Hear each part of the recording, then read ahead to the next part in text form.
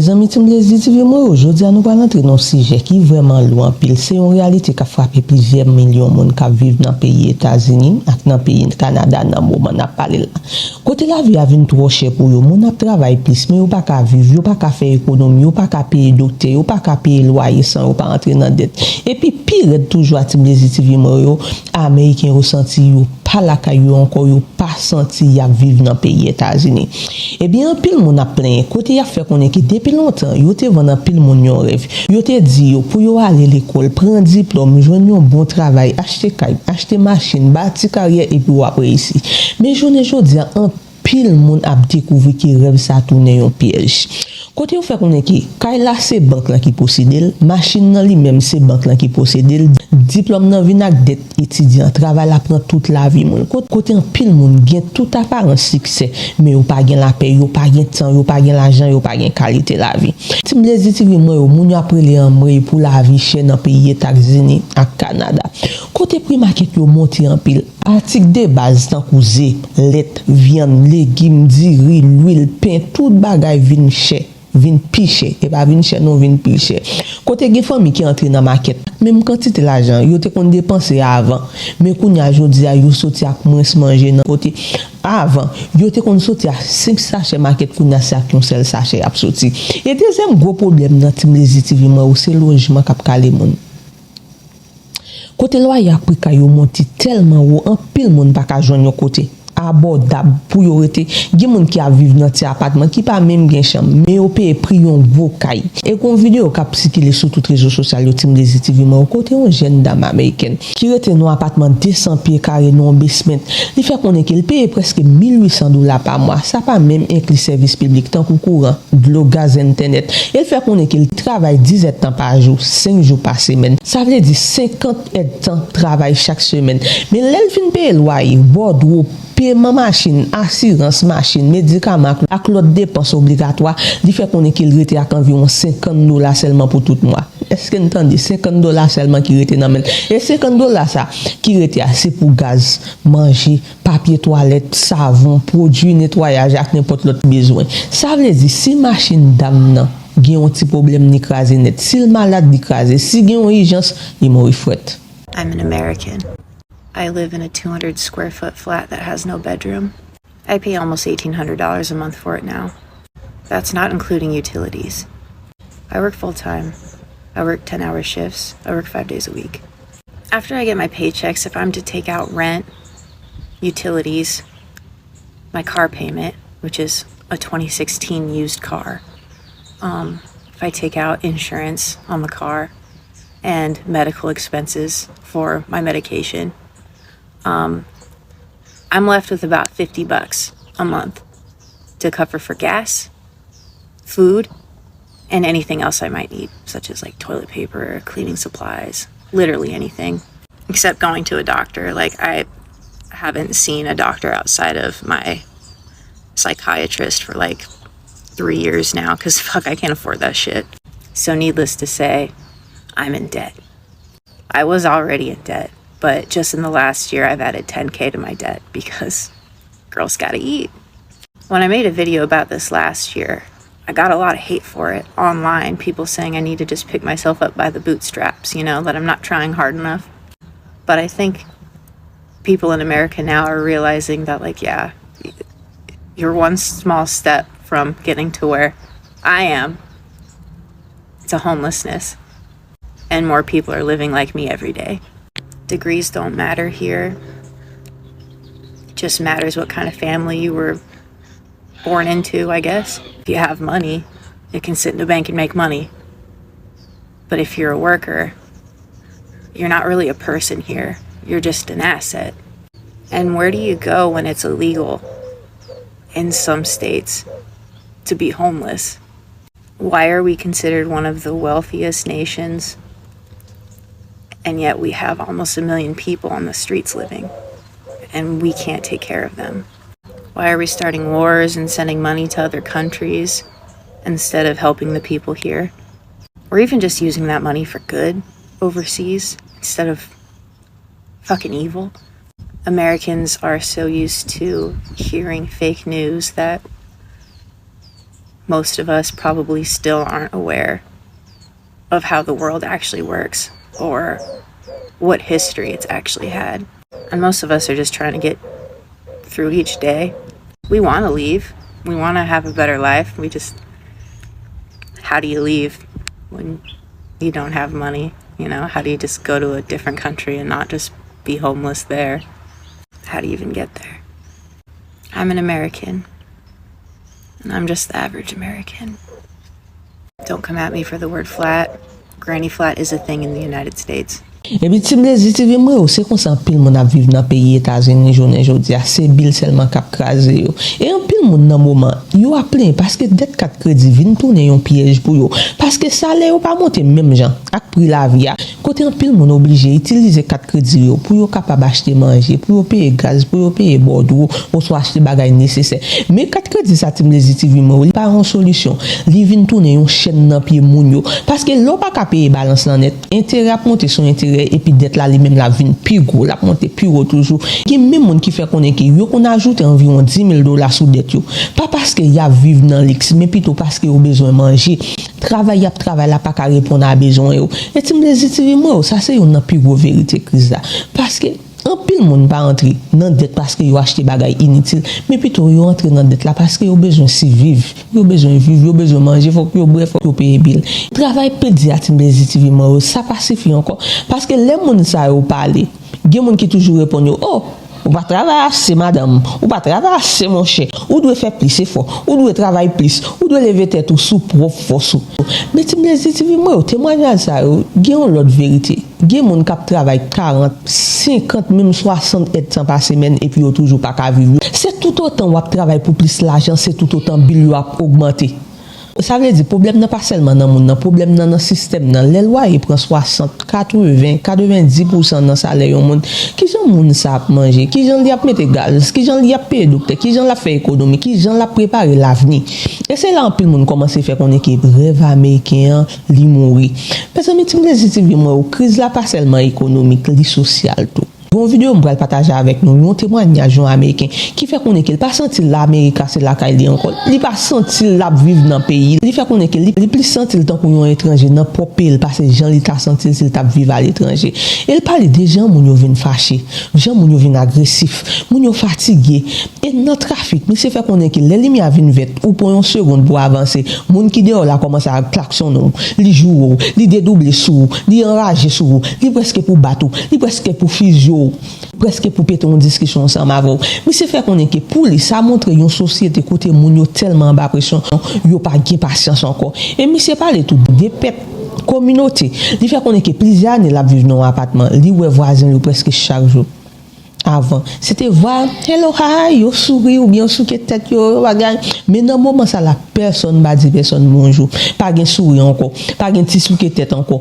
pas gen contact qui mais chaque monde fermé dans tête chargée par yo et Timlezi TV moi ça sont gros point important parce que les crises économiques la vinn trop lourd li craser relations sociales yo tout et ça montre nous que moun pas seulement pauvre dans poche moun yo vinn pauvre dans l'esprit moun yo vinn pauvre dans relation moun yo vinn pauvre dans communauté mais c'est américain lui-même faut qu'on est lui-même ak madame ni a planifié pour yo quitter pays États-Unis pour y aller vivre à l'étranger yo a regarder pour yo si yo était capable de vivre tant que Malaisie dans pays Malaisie Thaïlande Vietnam ak Philippines il fait qu'on est que raison bien clair yo besoin vivre pas seulement si vivre mais plutôt yo besoin vivre et monsieur fait qu'on est que majorité américain sacrifier la vie juste pour payer bill yo travail sans rete ou acheter temps ak petit yo pas jouir temps ak petit yo pas jouir famille yo pas jouir santé yo et puis yo mourir pendant y a travail yo toujours fini par mourir sous pied à cause problème santé monsieur fait qu'on est que pour lui même ça pas yon la vie plan li se bâti un revenu pour son internet entre 3,000 à 5,000 $ par mois pour États-Unis comme ça pas assez après taxe parce que loyer assurance à Bordeaux a fin prendre l'amène pour lui même dans quelques autres pays l'argent ça li capable permettre yon monde vivre plus à l'aise payer loyer plus bas manger plus bien et puis gagner plus la paix. America just doesn't feel like home anymore. And honestly, it hasn't felt like home in a long time. In fact, I feel probably more like a foreigner living here than I probably would living abroad. And that's honestly what me and my wife intend to do next year, is to move abroad before I turn 40. Now, we've narrowed it down to about 4 different countries. So we're looking at Malaysia, Thailand, Vietnam, and the Philippines. And the reason we're looking at these places is because we want to live our life. We actually want to live. You know, the majority of Americans right now are literally sacrificing their lives just to survive. And it's fucking insane. I want to live somewhere where the cost of living actually reflects an actual existence that's not just chasing this pipe dream of everyone trying to be a fucking billionaire. You're not going to be a billionaire. And if you're going to be a millionaire, you're going to work your fucking ass off, and you're going to miss your fucking kid shit, and you're going to fucking work and work and work and work until you're fucking dead. That's the American dream right now, and it's just so sickening to me. And then between how fucking angry Americans are, I mean, I can't even stop at a stop sign. If I look down for a second and a green light starts, beep, beep, beep, beep, beep, beep, you fucking piece of shit. That is literally fucking America right now. People want to just fucking kill each other because they're so goddamn stressed out. And we're supposed to live in the fucking greatest country in the world while we have some fucking shitty pants fucking 80-year-old running it into the ground. And that's the fucking truth. I don't care if you're Republican, Democrat, who the fuck is this guy? He's a fucking moron. Get him out. Moron. I'm just so fucking angry about all of this shit in this country. I don't want to fucking leave here. This is my home, but at the same time, it don't feel like home. I can't even have someone look at me in the fucking eye and just do the little white boy stare. Go, you know, the little head nod. Nobody will even do that anymore. Nobody will fucking say hi. I mean, it's insane. It's just nobody cares about each other. I mean, I've lived in an apartment for the last 5 years. I've seen my neighbors pretty much every day. Haven't said hi to one of them. And maybe that's a problem, but they haven't said hi to me either. You know, maybe a little wave or smile, but it's just crazy. And I know I'm ranting, but you know, me and my wife have decided to do something different. So our plan is to save up for a year. I'm also building online income, so I want to try to have about $3,000 to $5,000 a month consistently doing that to make sure I can make that move. And if it doesn't work out, it fucking doesn't work out. If the cost of living abroad is respecting another culture and following the visa rules, that's what I'm gonna do. That's not that bad. To live a fucking better life than we do here, because I'm telling you, I know people who make fucking $15 an hour and don't have savings or don't have any other options. And when rent around here is $1,500 to $1,600 a month and you're single, 90%, 80% of your fucking pay for the month is going just towards fucking rent. How do they even fucking eat? I don't fucking know. I don't ask, but I feel really fucking bad for them. And this has to change in this country. I'm so fucking sick of it. I'm so sick of it. And I promise you, these politicians, Democrats, Republicans, none of them ain't gonna change shit. They don't care. You know why? Because this whole fucking American system is a rug pull. It's a fucking rug pull. You could see it in the stock market. You could see everything going on. We're trillions in debt. There is no fixing this. There's no fixing this. So you know what they're doing? The rich are getting as much as they fucking can. They're gonna pull the fucking rug out from under you, and you're gonna have nothing. You're gonna be fit with a bill. They're gonna be rich and laughing, and we'll be starving. So either fucking revolt or move. Fuck this place. Mes amis, Mlezi TV, moi, ça montre nous un nouveau phénomène. Avant, pile monde te quitté pays pas pour venir vivre aux États-Unis, mais qu'on y a un pile américain natif natal chercher quitter les États-Unis parce que au senti système n'a tout fait yo pas capable encore. Et Canada tout Mlezi TV, moi, au pays Canada pas épargné dans dossier parce que il y a un témoignage qui sorti on dame qui vivre Canada dans zone Brampton, li parle à pile douleur sous ça l'esclavage dette. Dame n'a fait connaître que yo convainc monde que plus gros succès dans la vie c'est acheter machine, prendre prêt étudiant, bâtir gros carrière. Mais les monde n'a fin fait tout ça, li arrivé découvrir que li vinn esclave banque là. Quand elle a pas vraiment pour sous gen gros hypothèque sur les machines n'a pas vraiment pour sous pas payer chaque mois et diplôme dans lui même ni pas vraiment libéré vraiment Sylvie a gros dette. Finalement moun nan travail seulement pour kembe bagay banque lan posséder.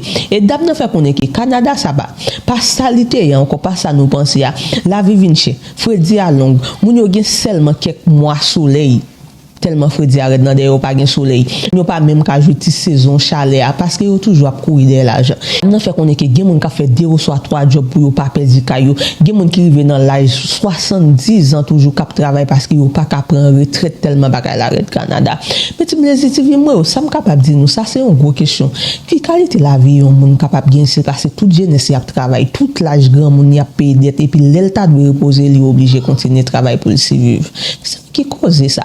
E dam nan menm pale tou, de frustrasyon an pil moun Kanada gen sou imigrasyon ak taks. Li fe konen ki, di ke gen moun ki pase plizier dizen ane ap travay, yo peye taks, kontribye nan peyi ya, men yo senti yo abandone. Pendant sa, yo we gouvernement pote nouvo moun, apotre nouvo moun nan peyi ya, pendant moun ki te la depi lontan ap soufri. An tan de Tbilisi TV mwen yo. So sick of this shit. I have no quality of life. I somehow allow people to convince me that, you know, a good life and a successful life is owning a home, owning a car, you know, having this career and, you know, taking a student loan to, you know, advance that career, only to find out that when you do all of these things, you become a slave. You acquire all these material things that the bank owns, and all you do is live with the debt of trying to pay for it. And when you realize you have no quality of life, this is May. It is so freaking cold outside, and you know, you can't get to enjoy your life. So even the things that you're buying to say, yeah, I've accomplished these things, you're not getting a chance to enjoy because you live in people's workplace. You're like a slave to this thing. It's the worst, and you're not enjoying your life. And you're surrounded by all these bills and more bills, and you realize that somebody tricked you into thinking that borrowing money from the bank to buy a house and, you know, borrowing money to buy a car and all these things only make you, you know, stuck in the matrix. I'm annoyed. I am so sick of it. And at the end of the day, you know, you get sick and you're not living any quality of life. Now, if you want to leave from wherever you are in the world to come and experience this, I'm not going to tell you to stop. I'm just sick of it. I'm sick of living in Canada. I'm sick of feeling like, you know, I need to be released from this bondage. And I'm not alone. And it has nothing to do with color or creed. It has, a lot of people are living here in Canada and they feel like a slave. They're not enjoying their life. They're miserable. And some people can't even escape because guess what? Financially, they're not able to get out of their situation.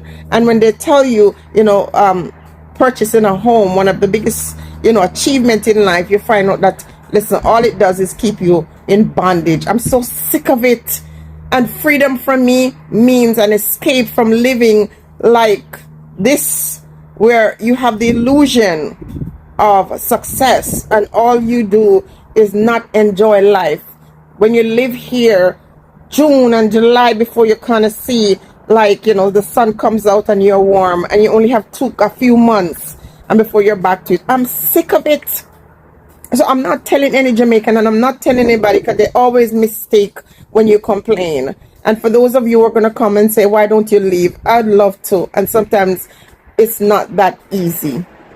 When you get to my age and you put in so much time and you work hard to achieve certain things, and when you see it slipping through your hand, if you don't stay on the plantation, it is very scary. So you end up staying longer than you should.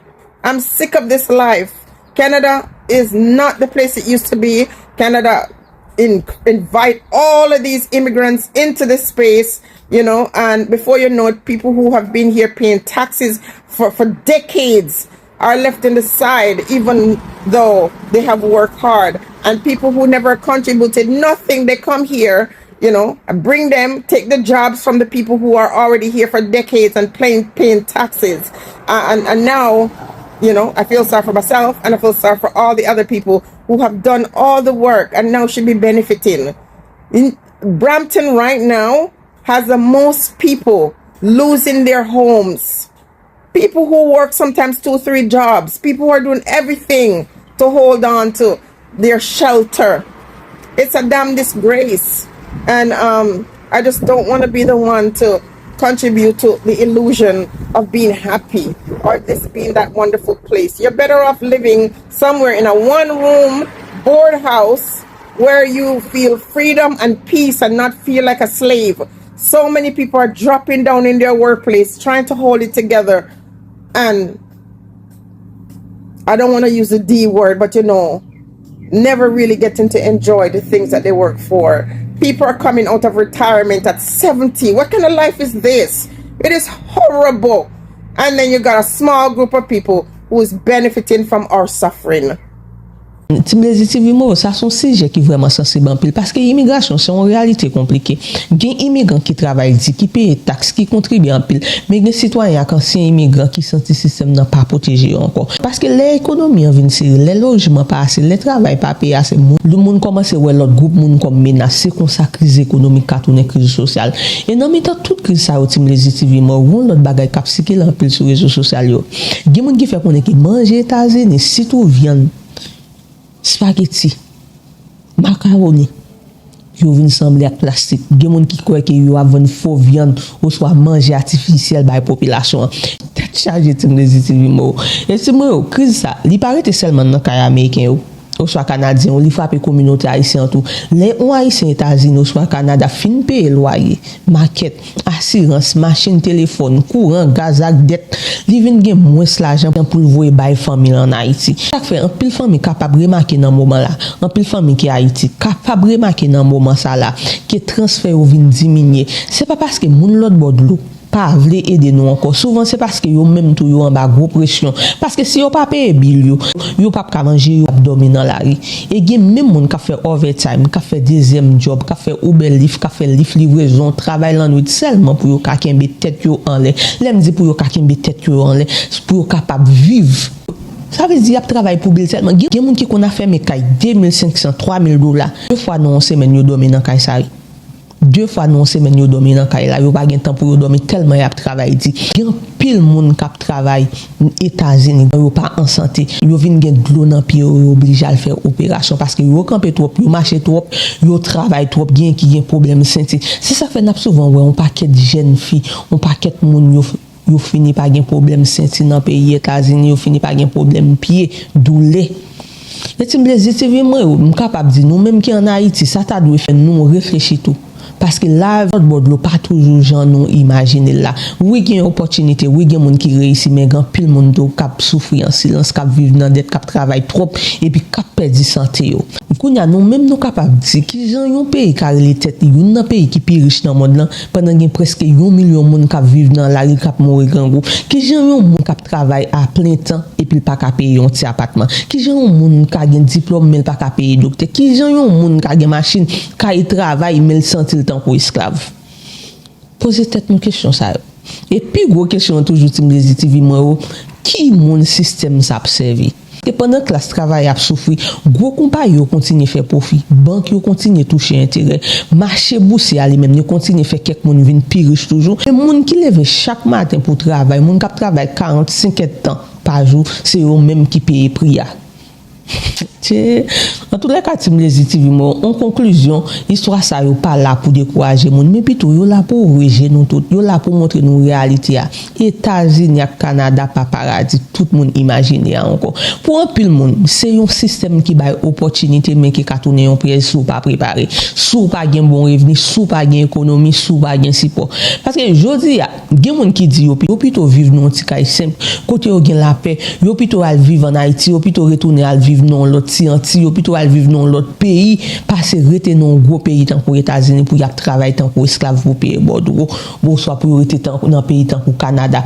Tim Lazy TV ma question c'est pour nous même est-ce que rêve américain toujours vivant est-ce que rêve canadien toujours possible ou soit est-ce que nous entrons dans un nouveau époque côté moun a chercher liberté pas dans gros kaya gros machine mais plutôt dans la paix temps famille santé ak la vie qui plus simple. Et bien Tim Lazy TV moi on a dit ça nous penser non commentaire n'a pas opinion pas nous n'a pas dit est-ce que nous penser solution c'est rester bataille ou soit c'est quitter système dans pour chercher un autre la vie. En tout cas Tim Lazy TV moi tête chargé bagaille au pile sous pile problème continuer à monter à sens. C'était important pour me deviner partager vidéo ça ensemble avec nous. On a continué mais c'est toute belle Tim Lazy TV qui est toujours là pour supporter travail ça qui est toujours là pour bailler love you qui est toujours là pour partager vidéo à chaque fois moi aussi. Tim Lazy TV moi big up pour nous moi mais nous en pile et nous même tout qui prend la peine tomber sur plateforme ça qui c'est Lazy TV n'a pas invité une jeune belle team ça qui c'est belle team Lazy TV parce que nous parler de tout ça qui fait actualité. Abonnez à la page, follow page, vous n'êtes toujours au courant de tout ça qui passe. Tim Lazy TV moi besoin quelque chose.